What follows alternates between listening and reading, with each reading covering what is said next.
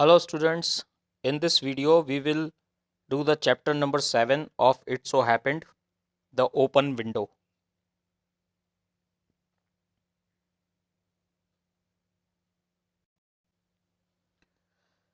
Frampton Nuttall had bad nerves.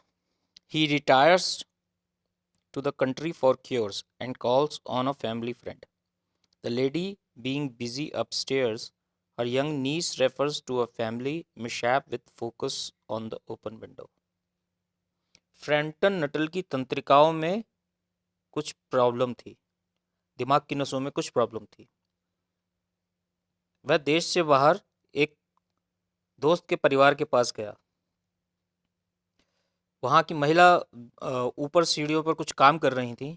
उनकी छोटी भतीजी ने उस फैमिली की दुर्घटना के बारे में कुछ बताया, जो कि खुली हुई खिड़की से जुड़ी हुई थी।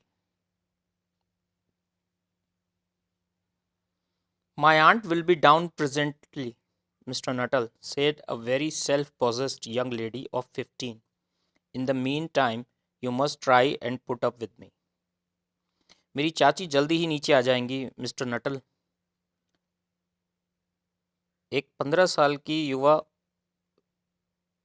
महिला ने बहुत ही कॉन्फिडेंस के साथ कहा। तब तक आप मुझसे बात कर सकते हैं। Frampton Nuttall endured to say something which should duly flatter the niece of the moment without unduly discontinuing the aunt that was to come.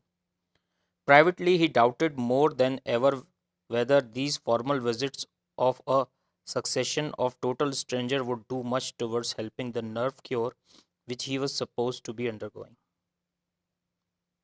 Frampton Nuttall कुछ ऐसा कहना चाहते थे जिससे उनकी भतीजी खुश हो और जो उसकी चाची हैं वो जब आएँ तो उन्हें भी अच्छा लगे। जबकि वह अंदर से ये सोच रहे थे कि बिल्कुल अजनबी लोगों से मिलने से क्या उनके जो नसों में दिक्कत है उसमें कुछ आराम मिलेगा, उसमें कुछ सहायता होगी। I know how it will be, his sister had said when he was preparing to migrate to this rural retreat. You will bury yourself down there and not spoke to a living soul, and your nerves will be worse than ever from mopping. I shall just give you letters of introduction to all the people I know there. Some of them, as far as I can remember, were quite nice. मुझे पता है ये कैसा होगा, उसकी बहन ने कहा। उनकी बहन ने कहा जब वह गांव में अपने इलाज के लिए आ रहे थे। तुम खुद को अकेले में बंद कर लोगे और किसी से भी बात नहीं करोगे, जिससे तुम्हारी नसों की दिक्कत और ज़्यादा बढ़ जाएगी। मैं तुम्हें कुछ पत्र दूंगी उन लोगों से मिलने के लिए जो वहाँ हैं। उनमें से कुछ, जहाँ तक मुझे याद है, बहुत अच्छे हैं। Frampton wondered whether Mrs. Sapleton, the lady to whom he was presenting one of the letters of introduction, came into the nice division. Frampton को इस बात का आश्चर्य था कि मिसेस सैपल्टन, वो व्यक्ति और महिला जिससे वह मिलने वाले हैं और जिन्हें वह पत्र देने वाले हैं इंट्रोडक्शन का, क्या वो अच्छे लोगों वाले कैटेगरी में आती हैं। Do you know many of the people round here? asked the niece, when she judged that they had sufficient silent communion. Hardly a soul, said Frampton. My sister was staying here some 4 years ago, and she gave me letters of introduction to some of the people here. He made the last statement in a tone of distinct regret. क्या यहाँ आप बहुत सारे लोगों को जानते हैं? भतीजी ने पूछा, जब उसने देखा कि बहुत देर तक वहाँ शांति बनी हुई है और कोई बात नहीं हो रही है। मुश्किल से किसी को, फ्रैम्पटन ने कहा। मेरी बहन यहाँ रहती थी 4 साल पहले और उसने मुझे लोगों से इंट्रोड्यूस होने के लिए पत्र लिख कर दिए हैं। उन्होंने आखिरी बात कहते हुए चुप्पी साध ली। Then you know practically nothing about my aunt, pursued the self-possessed young lady. Only her name and address, admitted the caller. He was wondering whether Mrs. Appleton was in the married or widowed state. An undefinable something about the room seemed to suggest masculine habitation. Her great tragedy happened just 3 years ago, said the child. That would be since your sister's time. Her tragedy? Asked Frampton. Somehow, in this restful country, spot tragedies seemed out of place. You may wonder why we keep that window open on an October afternoon, said the niece, indicating a large French window that opened onto a lawn. तब तो आप मेरी चाची के बारे में बिल्कुल कुछ नहीं जानते, उस युवा महिला ने बहुत जोर देकर कहा। केवल उनका नाम और पता, मिस्टर नटल ने कहा। वह सोच रहे थे कि मिसेस सैपल्टन शादीशुदा हैं या विधवा हैं, क्योंकि कमरे को देखकर तो ऐसा लग रहा था जैसे कि यहाँ कोई पुरुष रहता हो। उनके साथ 3 साल पहले बहुत बड़ी दुर्घटना हुई थी, बच्ची ने कहा। लगभग उसी समय जब आपकी बहन यहाँ थी। दुर्घटना? फ्रैम्पटन ने पूछा। उनको ऐसा लग रहा था कि इस शांत देश में दुर्घटनाएं होना तो बहुत मुश्किल बात है। आपको जानकर आश्चर्य होगा कि वो बड़ी सी खिड़की जो है, हम अक्टूबर की दोपहर के बाद भी उसे खुला क्यों रखते हैं, भतीजी ने कहा। एक बड़ी सी खिड़की की तरफ इशारा करते हुए जो बाहर लॉन में खुल रही थी। It is quite warm for the time of the year, said Frampton. But has that window got anything to do with that tragedy? हाँ, साल का यह समय बहुत गर्म होता है, फ्रैम्पटन ने कहा। लेकिन क्या ये खिड़की उस दुर्घटना से जुड़ी हुई है? Out through that window 3 years ago to a day, her husband and her 2 young brothers went off for their day's shooting. They never came back. In crossing the moor to their favorite shooting ground, they were all three engulfed in a treacherous piece of bog. It had been the dreadful wet summer, and places that were safe in other years gave way suddenly without warning. Their bodies were never recovered. That was the dreadful part of it. Here, the child's voice lost its self possessed note and became flatteringly human. Poor aunt always think that they will come back someday. They and the little brown sapinel that was lost with them, and walk in at the window just as they used to do. That is why the window is kept open every evening till it is quite dusk. Poor dear aunt. She has often told me how they went out. Her husband with his white waterproof coat over his arm, and Ronnie, her youngest brother, singing Bertie, why do you bound? As he always did to tease her, because she said it got on her nerves. Do you know, sometimes on a still quiet evening like this, I almost get a creepy feeling that they will all walk in through that window.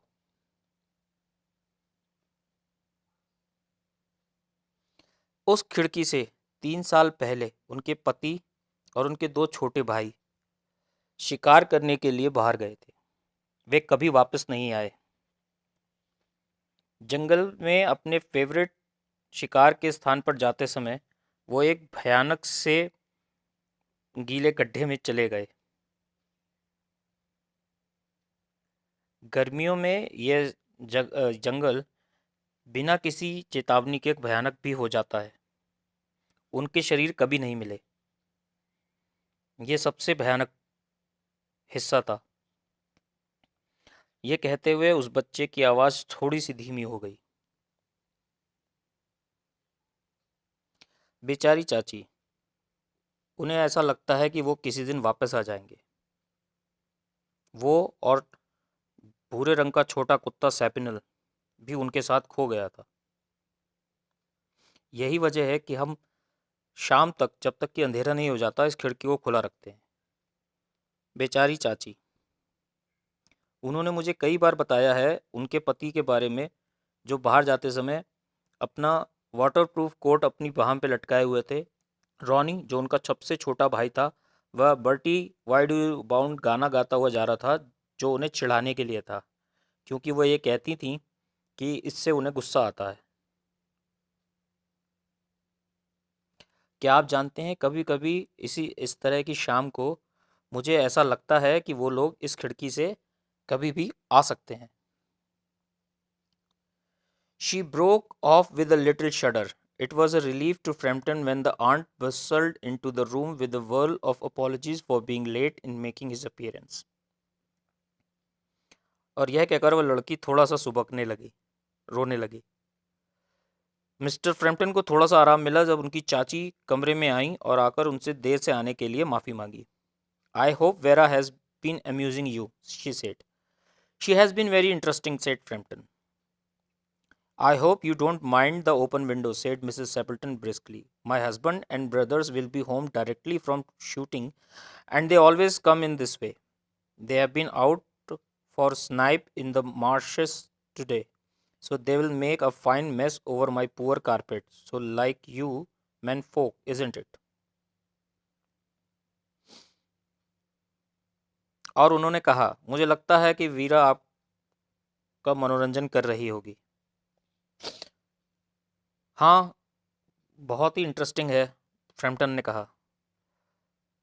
मुझे विश्वास है आपको इस खोली खिड़की से कोई दिक्कत नहीं होगी, मिसेस एप्पल्टन ने पूछा। मेरे पति और भाई जल्दी ही शिकार से लौटकर आते होंगे, और वो इसी रास्ते से आते हैं। वो आज मार्शस में गए हैं, और जब वो वापस आएंगे तो बेचारे कारपेट को बहुत गंदा कर देंगे। She rattled on cheerfully about the shooting and the scarcity of birds and the prospect for duck in the winter. To Frampton, it was all purely horrible. He made a desperate but only partially successful effort to turn the talk on a less ghastly topic. He was conscious that his hostess was giving him only a fragment of her attention, and her eyes were constantly staying past him to the open window and the lawn beyond. It was certainly an unfortunate coincidence that he should have paid his visit on this tragic anniversary.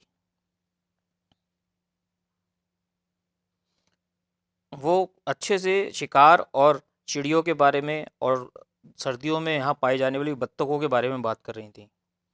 Mister Frampton को यह सब थोड़ा अजीब और डरावना लग रहा था। उन्होंने कोशिश की थोड़ी सी कि वो बातों को इधर उधर बदल सकें, लेकिन उन्होंने ध्यान दिया कि उनकी नज़र और उनका सारा अटेंशन उस खुली हुई खिड़की और लॉन की तरफ था। यह दुर्भाग्यपूर्ण था कि मिस्टर नटल आज ही के दिन आए थे, जब 3 साल पहले आज ही के दिन वो लोग बाहर गए थे। The doctors agree in ordering me complete rest, an absence of mental excitement, and avoidance of anything in the nature of violent physical exercise, announced Frampton, who labored under the tolerably widespread delusion that total strangers and chance acquaintances are hungry for the least details of one's ailments and infirmities, their causes and cure. On the matter of diet, they are not so much in agreement, he continued. डॉक्टरों ने मुझे पूरी तरह से आराम करने की सलाह दी है, और कोई भी दिमागी एक्साइटमेंट को अवॉइड करने के लिए और किसी भी तरह की शारीरिक एक्सरसाइज करने के लिए मना किया है, फ्रैम्पटन ने कहा। यह बताते हुए क्योंकि उन्हें लगा कि यह बहुत ज़रूरी है और ठीक होने के लिए इस तरह के कारणों और इलाज की ज़रूरत है। और खाने पीने के बारे में उन्होंने ज़्यादा कुछ सलाह नहीं दी, वे कहते रहे। No, said Mrs. Appleton, in a voice which only replaced a yawn at the last moment. Then she suddenly brightened into alert attention, but not to what Frampton was saying. नहीं, मिसेस एपल्टन ने कहा, थोड़ा सा जंभाते हुए। आखिर में फिर वो अचानक से एकदम सावधान हो गई, लेकिन उस बात के लिए नहीं जो फ्रैम्पटन कह रहे थे। Here they are at last, she cried, just in time for tea, and don't they look as if they were muddy up to the eyes. आखिरकार वो आ गए, उन्होंने चीखते हुए कहा। चाय, बिल्कुल चाय के समय। देखो वो कीचड़ में कितने गंदे लग रहे हैं। Frampton shivered slightly and turned towards the niece with a look intended to convey sympathetic comprehension. The child was staring out through the open window with a dazzled horror in her eyes. In a chill shock of nameless fear, Frampton swung round in his seat and looked in the same direction. Frampton ने कांपते हुए भतीजी की तरफ देखा और सहानुभूति दिखाते हुए कुछ बोलना चाहा। बच्ची खिड़की के बाहर देख रही थी और डर के मारे उसकी आंखों में डर नजर आ रहा था।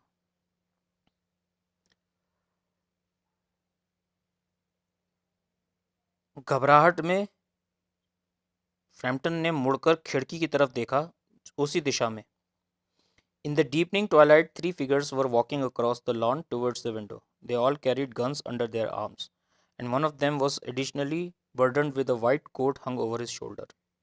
A tired brown sentinel kept close at their heels, noiselessly. They neared the house, and then a hoarse young voice chanted out of dusk, I say, Bertie, why do you bound? दूर lawn के दूसरी तरफ खिड़की के बाहर तीन आकृतियां आती हुई नजर आईं। उन सब के बाहों में बंदूकें थीं और उनमें से एक के कंधे पर सफ़ेद रंग का कोट टंगा हुआ था और एक भूरा थका हुआ सेपिनल उनके पास चल रहा था। बिना आवाज के वो घर की तरफ बढ़ रहे थे। तभी एक युवा व्यक्ति की आवाज आई जो कह रहा था, Bertie, why do you bound? Frampton grabbed wildly at his stick and hat. The hall door, the gravel drive, and the front gate were dimly notes staged in his headlong retreat. A cyclist coming along the road had to run into the hedge to avoid imminent collision. Here we are, my dear, said the bearer of white mackintosh, coming in through the window. Who was that who bolted out as we came up? A most extraordinary man, Mr. Nuttall, said Mrs. Appleton. He could only talk about his illness and dashed off without a word or goodbye or apology when you arrived. One would think he has seen a ghost. Frampton ने जल्दी से अपनी छड़ी और hat उठाया। वो hall के दरवाजे की तरफ भागे, फिर ड्राइव से और फिर आगे के दरवाजे से बाहर निकल गए। वो इतनी तेजी से जा रहे थे कि सामने से आते हुए एक साइकिल सवार को उनसे बचने के लिए दूसरी तरफ मुड़ना पड़ा ताकि वो उनसे टकरा ना जाए। हम आ गए हैं, वो वाइट कोट वाले व्यक्ति ने कहा, खिड़की से अंदर आते हुए। वह व्यक्ति कौन था जो हमारे आते ही भाग गया? एक बहुत ही अजीब व्यक्ति, मिसेस नटल, मिसेस हैपल्टन ने कहा। वह केवल अपनी बीमारी के बारे में बात कर रहे थे और यहाँ से बहुत जल्दी में निकल गए बिना कोई गुड बाय या माफ़ी मांगे जब आप आए। ऐसा लग रहा था कि उन्होंने कोई भूत देख लिया है। I expect it was the Sapinal, said the niece calmly. He told me he had a horror of dogs. He was once hunted into a cemetery somewhere on the banks of Ganges by a pack of dogs, and had to spend the night in newly dug grave with the creatures sneering and grinning and foaming just above him, enough to make anyone lose their nerve. Romance at short notice were her specialty. मुझे लगता है कि हमारा कुत्ता सैपिनल था, भतीजी ने आराम से कहा। उन्होंने मुझे बताया था कि वो कुत्तों से डरते हैं। एक बार वो गंगा के किनारे घूम रहे थे, तभी उन पर कुत्तों के एक झुंड ने हमला कर दिया था और उन्हें अपनी पूरी रात एक नई खुदी हुई कब्र में बितानी पड़ी, जहां उनके ऊपर से कीड़े और दूसरे छोटे छोटे जीव घूम रहे थे, किसी को भी डराने के लिए काफ़ी है। So this completes your story. Now we will do the question answer for this chapter.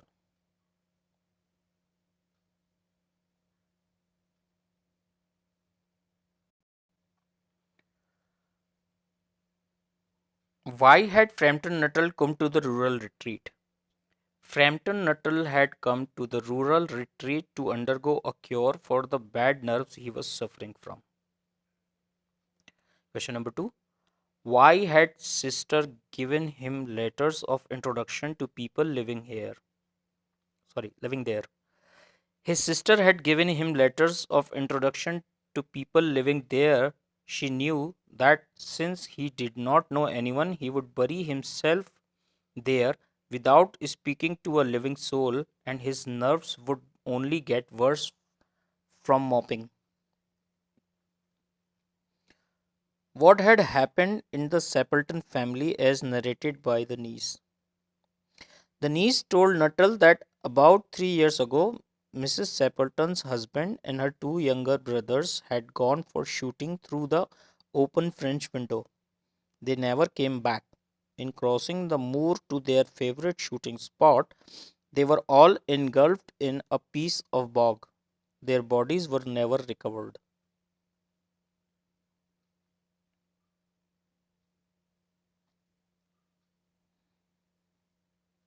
Comprehension check number 2, page number 60. What did Mrs. Sapleton say about the open window? Mrs. Sapleton said that she hoped Frampton did not mind the open window. She told him that her husband and her brothers would be coming home directly from their shooting, and they always came that way. The horror on the girl's face made Frampton swing around in his seat. What did he see? When Frampton turned around, he saw a silhouette of three men and dog in the evening light. Then a hoarse voice was heard shouting at the dog.